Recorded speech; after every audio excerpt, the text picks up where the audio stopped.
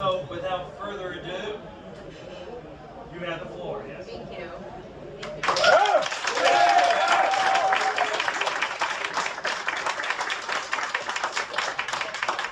Good evening, everyone. First off, thank you so much for taking the time out of your busy lives to come out here. You know, there's nothing more important for me than to hear straight from the folks who are living and walking in the shoes of issues that are of importance, not just to me, but to even folks, you know, that have never served in the military. As you all know, I am married to an Army veteran. My husband, Renee, served. Do we have any Army folks here? Yeah. However, we're one team, one fight, yes? Yes, so the veteran community is very dear and near to my heart.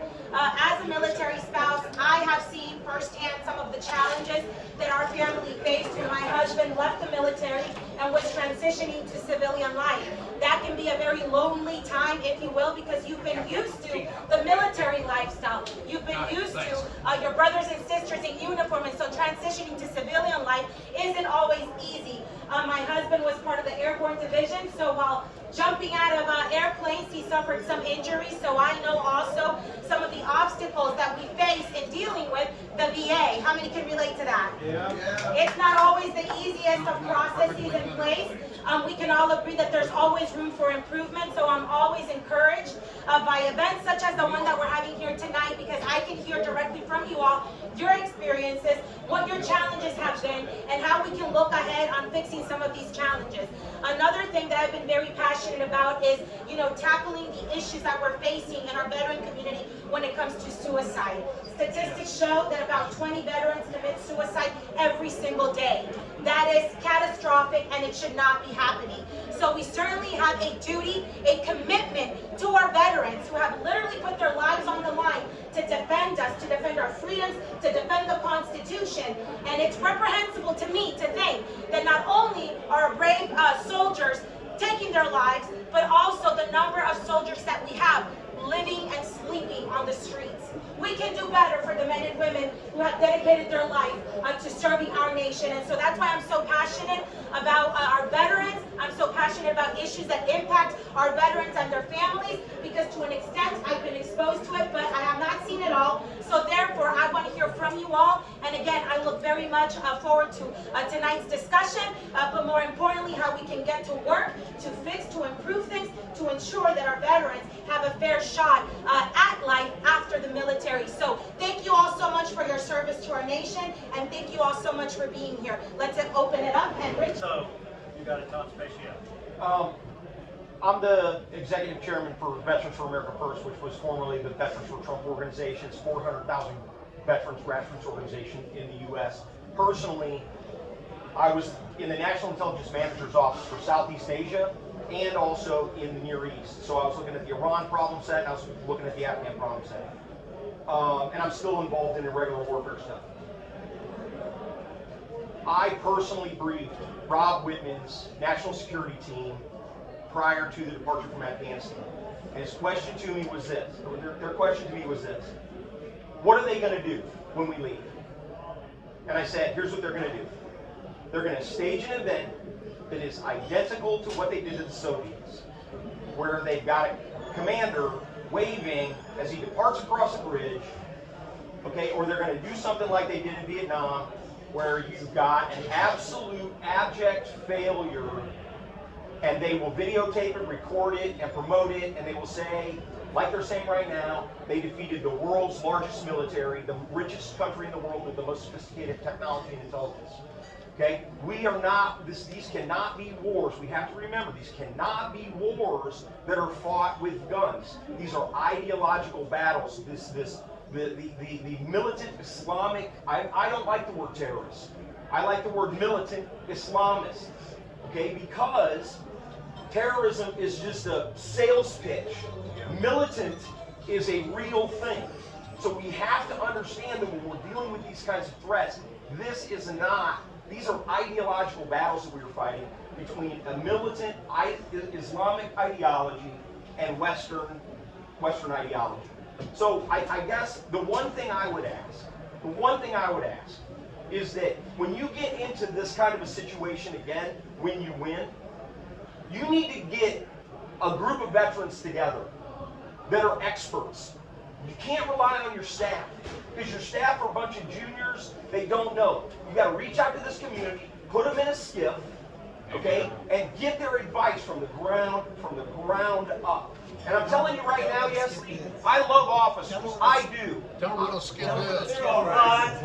A skiff, a classified environment. Sorry, classified environment. I love officers, okay? But where you're going to get the real truth, I'm just giving you as personal advice, is from your warrant officers and the NCO Corps. Because those people are in the dirt fighting every day, wherever you send them. And Mike Scholwer's point is probably the most profound point about everything you will do as a congresswoman. And that is, you have to take back from the executive the ability to wage war around the world, because it's just putting money in people's pockets. Okay? You've got to get a group of really good advisors that disagree with you, because that's how you're going to get smart on how to vote. And you cannot cow to the Republican Party telling you what to think and what to do. You've got to get people in the room that can give you the information, because I warned Rob Whitman that they would do exactly what they did. And I have personal friends that were on the airfield pulling Afghans over the barriers to try and save them. Okay? We abandoned 15,000 American citizens, and the administration knew it. And to your point, somebody needs to be held accountable. Thank you. She's made notes, and that's just the start. You'll have other opportunities to see her on the campaign trail, and you'll have other opportunities to see her after she is a member of the United States Congress.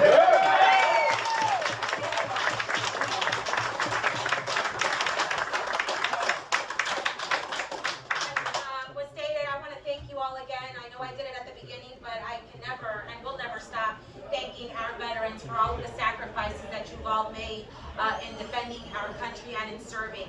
I want to tell you all a little bit about what I've been doing at the local level as a supervisor and principal in county. I am not a subject matter expert on all things.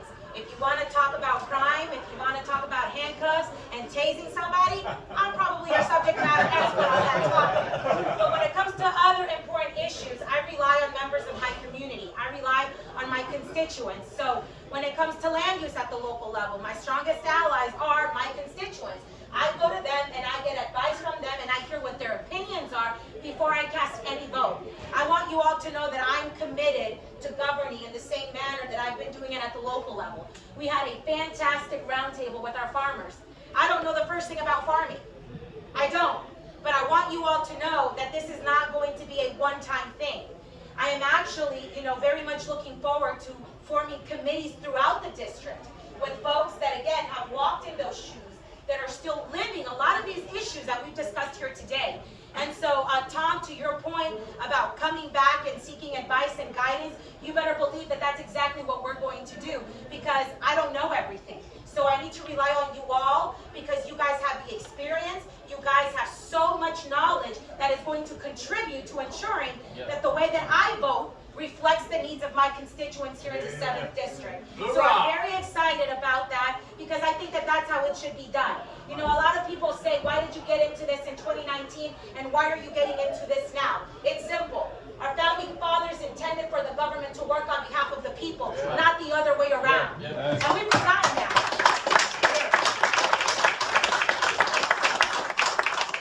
We are public servants. That's what we are. We are public servants, and if you're not satisfied with the way that I am doing my job, you have a power that is a very powerful thing to do, and that is to fire me and get rid of me, come November 8th. And so, I know that we have a lot of new people here in the group. I will tell you that I'm asking for 2 years to show you what we can do, to show you what true representation on behalf of the people looks like, and not that is interested on self-preservation or advancing a political career. For me, on all facets, it's personal. It absolutely is. I've shared with you all that I'm married to a veteran. I'm a law enforcement officer. I am a mother. I love this country, and yes, I'm a woman of faith. Everywhere I've gone, I talk about my love and devotion to my Lord and Savior Jesus Christ, and I never will be ashamed of that. Never.